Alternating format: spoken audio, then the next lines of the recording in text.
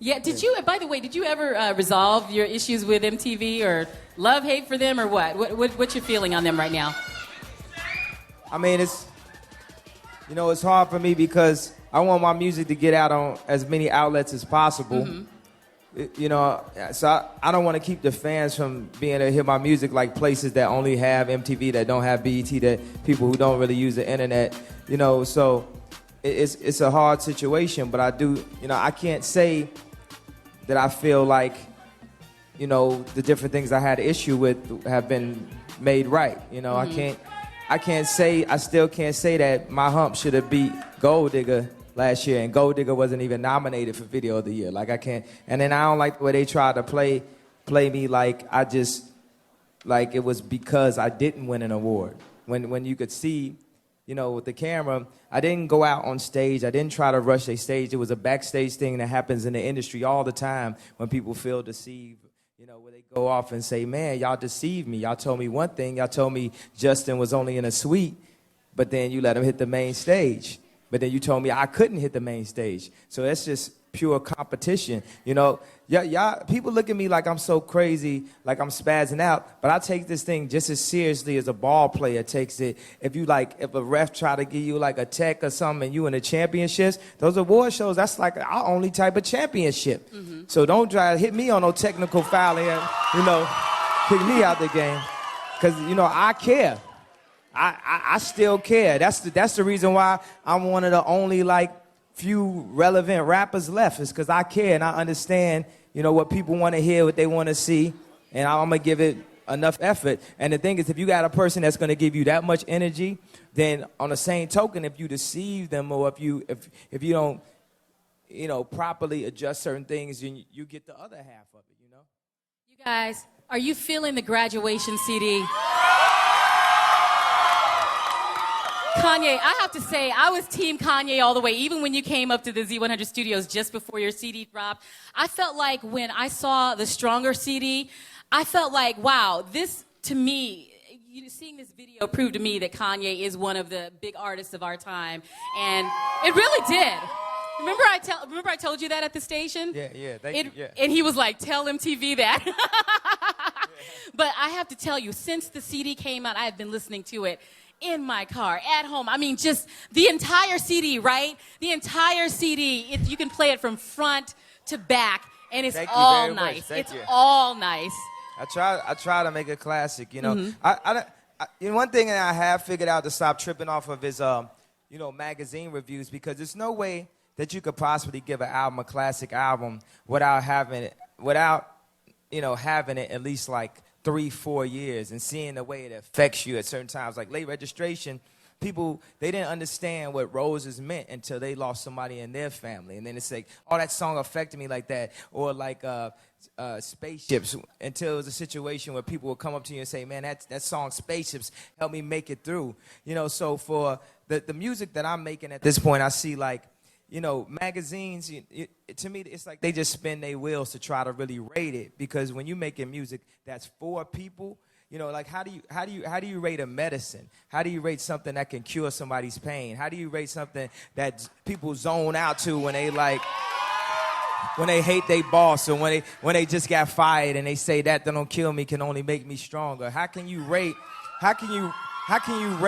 emotion exactly? Wait till I get my money right. You can't tell me nothing. Yeah, you can't tell me nothing, right? Nothing. Yeah, so, I mean, it's just like I think they just want to just play little games and stuff or maybe what happens is, because it's it goes past 5 stars, then it'll be 5.5 stars, and then it'll hit the ceiling and just come down a little bit more. So that's how they figure out those ratings. It hits at the wall, and then let's just minus it, a negative star, because it's really a 6 star and not a 5 star. I've been trying to figure out exactly how the magazines come up with giving it an XL instead of a double XL, just so I won't have 3 double XLs in a row. Or how the Source magazine was like, we think Kanye can get 5 mics on his next album, but only thing that might mess it up is his attitude. I'm like, what does my attitude have to do with my music other than helping it? Other than people believe what I'm saying because I got so much attitude. That's the problem. A lot of pop stars, They be too trained, man. People, all that media training, all that putting Vaseline on their teeth and waving and stuff like that, smiling for the camera. What? Now, I do want to, you mentioned, you brought up your attitude. Now, a lot of people feel so passionately about that. And you know what? I just feel like it's a part of your shtick. You know, Kanye, it's a part of who you are. But a lot of people are pissed about it. You know, we have a site that we call the Z Zone, Z100's website, the Z Zone. Yeah, make noise for the Z Zone. And a young lady the other day posted a blog, and she was like, let me tell you why I don't like Kanye. He was, you know, he's got such an attitude, you know. And I'm like, but she is posting a whole blog about Kanye. So it's what you talk about, the haters. You know, when someone posts a blog just doing all that hate, and you know you've affected them. Well, your haters are your biggest fans, you know what I'm saying? 'Cause they watching everything that you do. And, you know, hate isn't the opposite of love. Indifference is the opposite of love. It's when people don't care at all. So if someone hates you, that's a form of love. Expressing feeling. So, okay, this is what I want to know. With the CDs, you know, you got college dropout, late registration, graduation. How long do you think you can go with the naming the CDs college related and, you know, with that whole theme? Well, it's a lot of people that know what my fourth album. Does anybody out there know what the fourth album's called? Good Ass Job. It's what you're supposed to get after you graduate. Good Ass Job. The last job. Okay. No, Good Ass Job. Oh, sorry about that. Well, thank you for the info. Now, I'll ask a couple of our listeners in the audience questions that they want to ask you. Matt from East Meadow wanted to know which song on the album has the most meaning. A lot of people say, what's your favorite? That's actually different. Which song on the album has the most meaning for you? Well, I think Everything I'm That made me everything I am, because whenever I look at like the backlash I get or the different people, you know, who will talk like a lot bad about me, I just think about all those things, the same passion that makes me, you know, so-called spaz out in these fake Truman Show environments. It just makes the music real on the same token. Like you just have a real. It's like energy. It's like if you get a certain type of energy in a laboratory, and I'm not a chemist or anything, but you know, if it's an uncontrolled energy, it could be powerful enough to to power a plane or power a car, but it has to be channeled the right way. And I think the media does a good job at trying to make it seem like it's channeled in a negative way. You know what I'm saying? But whenever I get the opportunity to channel in a positive way, I make like music that can move mountains. Yeah, I love that one as well. Yeah. I love that one. Now, Premier did the scratching on that one, right? Yeah. Yeah, I love that one. I love the meaning of it. Everything you're not made you everything you are. So it's like, you know, just because I'm not like you doesn't mean I'm not good enough or doesn't mean that. Well, one of my inspirations for that, I think about where people will play this music, and I picture like a little girl getting teased like in high school or something, and her growing up to be like someone successful in some way. And I pictured her like zoning out to that song, just not really being a part of the cool crowd, but in where the uncool becomes the new cool, you know. Okay, and also Jared from Connecticut wants to know where as far as you and 50 Cent when you were doing your battle. Oh, so they're asking you about your sneakers, is it? No, they're asking about my necklace. But asking about your necklace? Okay.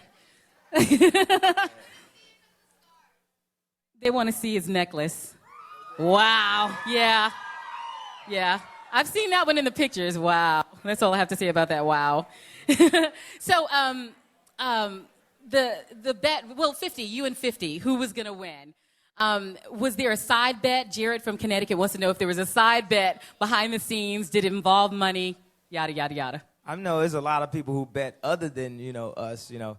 A lot of people came to me and said, man, you know, I made money off of you, because at first, you know, the stakes are definitely in his favor.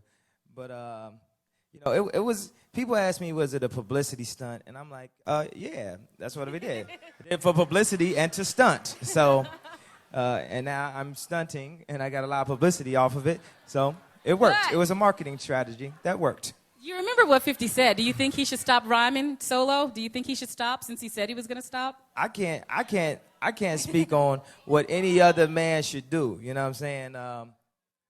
All I know is, you know, basically I'm the #1 rapper, you know, in the game. You know,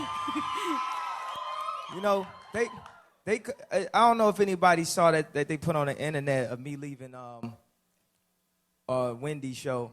And yeah, and people thought, you know, because I had some alcohol in me that you know, I was just really talking, you know, not being truthful. But what I want to say is everything was accurate, even though I was drinking. When I said that I'm the #1 artist on the planet, basically just that's just what it is.